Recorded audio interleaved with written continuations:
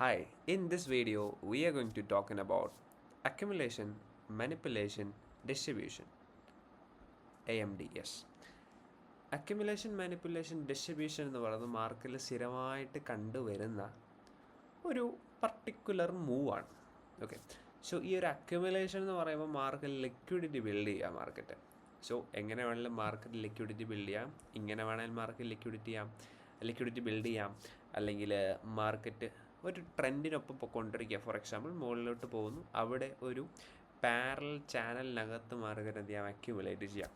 So probably market accumulate ചെയ്ത് കഴിഞ്ഞാൽ നമുക്ക് ഒരു ബ്രേക്ക് ഔട്ട് ട്രേഡ്സിന് വേണ്ടിയുള്ള കാര്യങ്ങൾ ഫോളോ ചെയ്യാം. പക്ഷേ ഞാൻ ഒരു ബ്രേക്ക് ഔട്ട് ട്രേഡർ അല്ല. മോസ്റ്റ് ഓഫ് ദ ട്രേഡേഴ്സ് നമ്മൾ സ്റ്റാർട്ടിങ് അല്ല ബിഗിനർ ട്രേഡേഴ്സൊക്കെ ബ്രേക്ക് ഔട്ട് എൻട്രീസ് പ്ലാൻ ചെയ്യും. ഫോർ എക്സാമ്പിൾ ഇതെന്ത് ചെയ്തു, ബ്രേക്ക് ചെയ്തു. ഇതിപ്പോൾ ഒരു സപ്പോർട്ട് റെസിസ്റ്റൻസിൽ ഇത് റെസിസ്റ്റൻസ് ആണ്. ഈ റെസിസ്റ്റൻസിനെ മാർക്കറ്റ് ബ്രേക്ക് ചെയ്തു, വിഷ് മീൻസ് ഇതൊരു സപ്പോർട്ടാകും. ഇനിയും മാർക്കറ്റ് ഇവിടെ നിന്ന് പുഷ് ചെയ്ത് മുകളിലോട്ടാണ് പോകേണ്ടത്. പക്ഷേ ഇവിടെ ഒരു ഇൻഡിസിഷൻ നടന്നു, അതിനുശേഷം മാർക്കറ്റ് താഴേക്ക് പമ്പ് ചെയ്തു. വിഷ് മീൻസ് ബയേഴ്സും സെല്ലേഴ്സും ഇവിടെ തമ്മിൽ തർക്കമായി. ഇവിടെ ആൾക്കാരെ മാനിപ്പുലേറ്റ് ചെയ്തു. Yes, you get me. ഇതാണ് മാനിപ്പുലേഷൻ.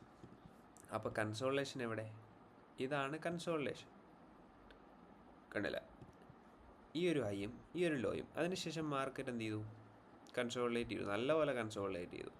അതിനുശേഷം ഈ ഒരു ഹൈ അങ്ങ് മാർക്കറ്റ് വന്നെടുത്തു. ഈ ഹൈ എടുത്തതിന് ശേഷം ഇനി എങ്ങോട്ടാണ് മാർക്കറ്റ് പോകേണ്ടത്? ഈ ഒരു ഹൈ ആണ് ഇവിടെ മാനിപ്പുലേറ്റ് ചെയ്തേക്കുന്നത്. Which means we can expect the market to go bearish. കാരണം ഈ ലിക്വിഡിറ്റി കളക്ട് ചെയ്തു, അതിനുശേഷം ഇനിയുള്ള ലിക്വിഡിറ്റി ഈ ഒരു റേഞ്ചിലായിരിക്കുന്നത്. കാരണം പി എസ് എൽ കളക്ട് ചെയ്താൽ എസ് എസ് എൽ കളക്ട് ചെയ്യും, എസ് എസ് എൽ കളക്ട് ചെയ്താൽ ബി എസ് എൽ കളക്ട് ചെയ്യും. ലിക്വിഡിറ്റിയാണ്, ലിക്വിഡിറ്റിയെ പറ്റി നമുക്ക് കൂടുതലായിട്ട് പഠിക്കാം.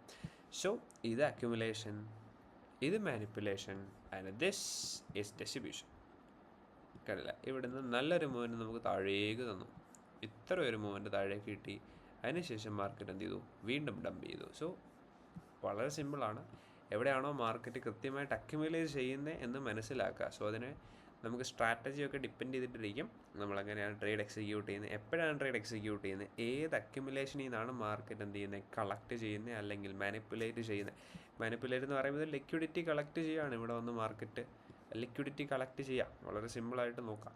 അതിനുശേഷം മാർക്കറ്റ് ഡിസ്ട്രിബ്യൂട്ട് ചെയ്തു. Just simple as that. കൃത്യമായിട്ടിരുന്ന് പഠിച്ചു കഴിഞ്ഞാൽ നിങ്ങൾക്ക് ഇവഞ്ച്വലി ട്രേഡിംഗ് എന്ന സ്കില്ല് മാസ്റ്റർ ചെയ്യാൻ പറ്റും. So thank you for watching.